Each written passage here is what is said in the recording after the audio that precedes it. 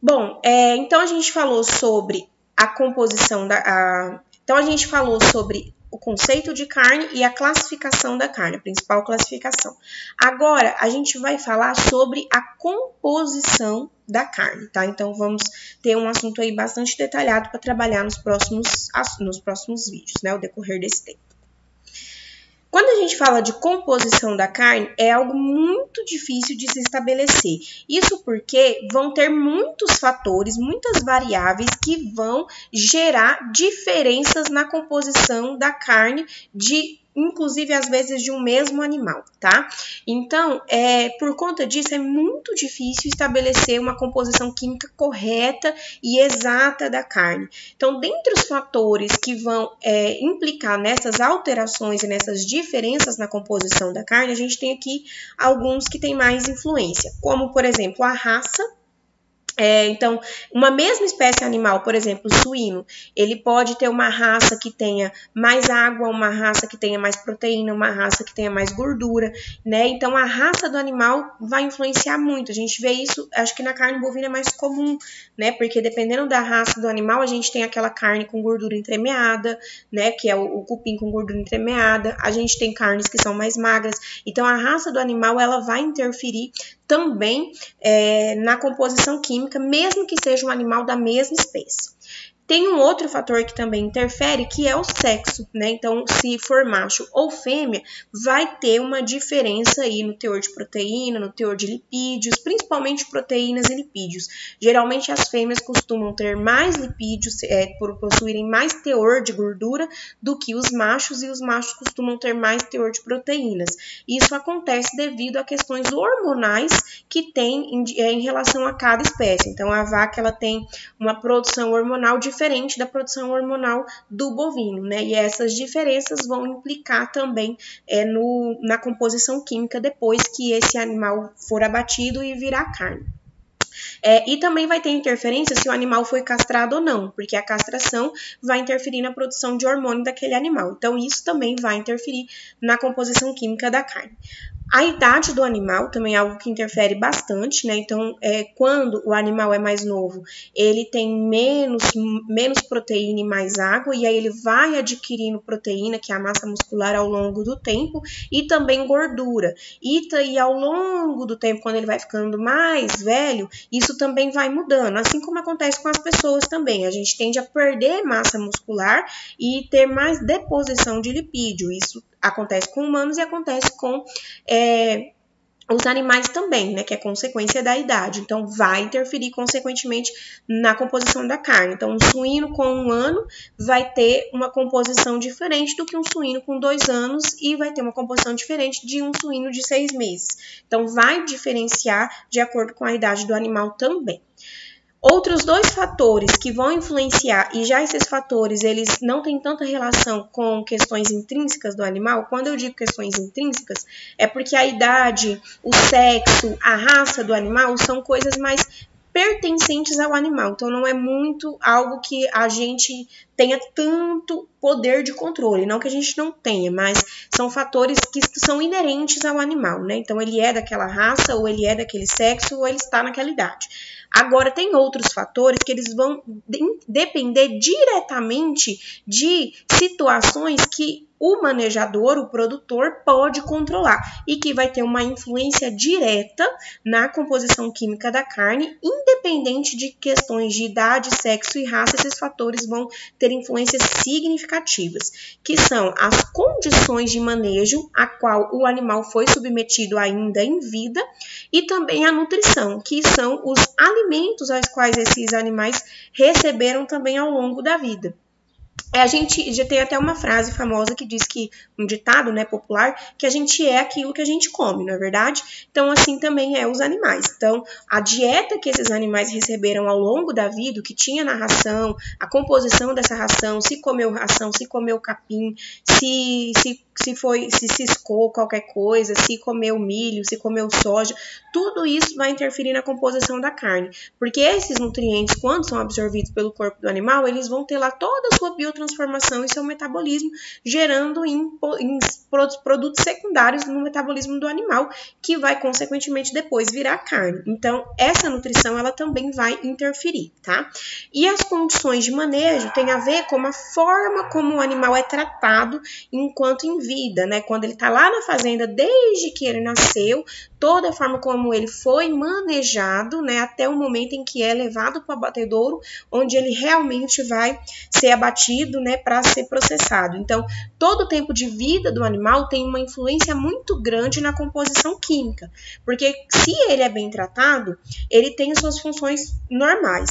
Se ele sofre estresse ao longo da vida, se ele sofre machucados, coisas assim, isso pode interferir na composição química dessa carne, porque o animal tende a produzir aí hormônios ou substâncias decorrentes do estresse que vão influenciar aí nessa condição da composição da carne final, tá? Mas, basicamente, apesar de a gente ter todos esses fatores, essas variáveis que vão ter diferentes influências na composição da carne, a gente consegue estabelecer uma composição que a gente chama de majoritária, ou seja, os componentes que estão presentes em maiores quantidades na carne, e a gente consegue elencar o que tem de maior para menor substância presente ali, tá? Então, o principal componente que faz parte da composição da carne é a água. Apesar da gente chamar carne de proteína, né, a gente costuma se referir à carne como proteína, mas na verdade a principal molécula orgânica presente na composição da carne é a água. Então o animal ele é constituído de cerca de 65 a 80% de água. Então a carne desse animal ele vai possuir ali cerca de 65 a 80% de água, sendo mais comum valores próximos a 70 a 75%. Tá? Em relação ao teor de proteína, a gente tem uma variação aí de 16 a 22%, sendo que a proteína é o segundo componente mais presente na carne. Por que então que a gente costuma dizer que a carne é uma proteína, né? Tem muito restaurante que quando fala de carne, lá no cardápio está escrito proteína, né? Então, quando a gente fala de dieta rica em proteína, a gente costuma se referir à ingestão de carne. Por que isso ocorre? Porque apesar de a água estar presente em maior quantidade, a gente ainda assim tem a proteína presente em quantidades bastante significativas na carne, sendo aí o principal produto em relação a teor de proteína, né? Hoje é a carne. Então, ele é o segundo maior componente da carne e ele tem ali uma porcentagem de 16 a 22%, sendo que vai variar de acordo com fatores como até a espécie do animal, né? E essa proteína ela está presente aí como segundo maior componente, fazendo com que então a carne seja um alimento rico em fonte de proteína, tá?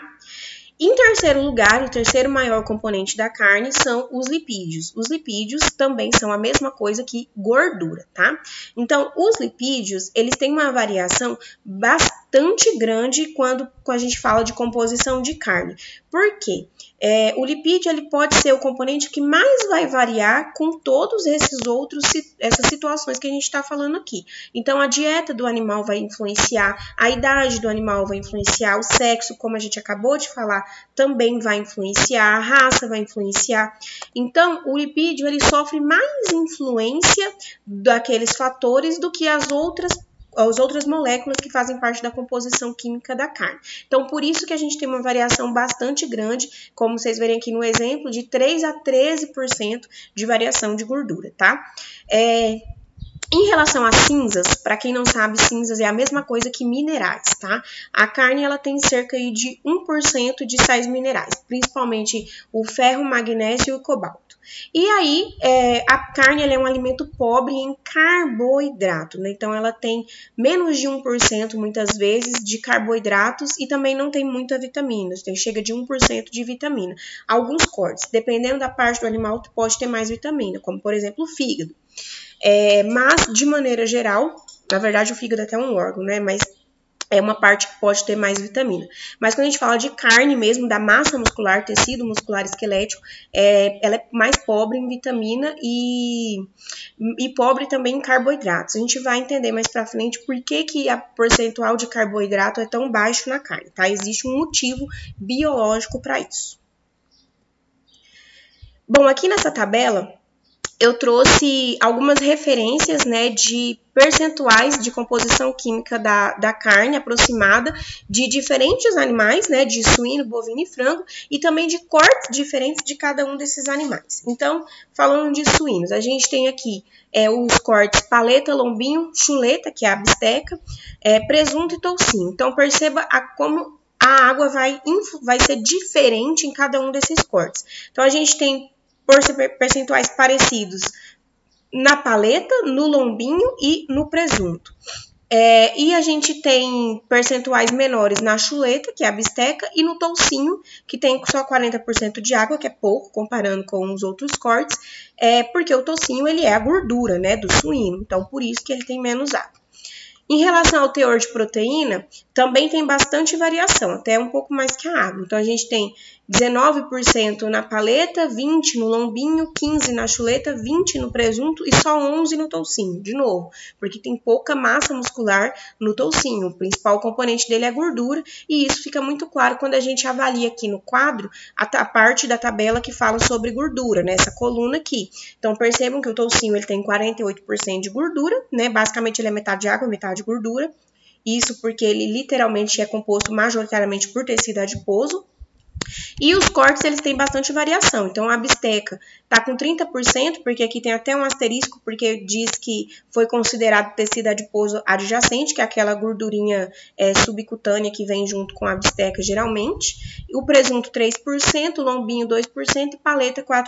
Então, percebam que são quantidades significativamente menores quando comparados com esses outros dois cortes, porque vem de regiões do corpo do animal diferente. E o teor de cinzas, ele não tem tanta variação assim, né? Ele fica, o toucinho tem um pouco menos, 0,6%, e o restante fica muito próximo a 1%.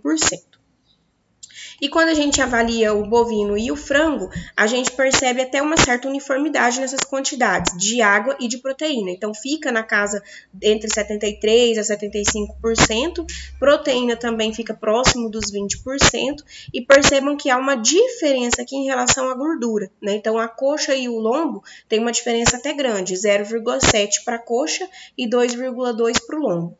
Já o frango, a gente tem 5,5% no músculo e 1,2% no peito, né? Acho que todo mundo sabe que o peito é considerado uma carne pobre em gordura, né? Geralmente o pessoal aí que faz dieta gosta bastante do peito de frango por conta disso. Já o percentual de cinzas também não altera muito, independente aqui do corte ou da raça, ou da espécie.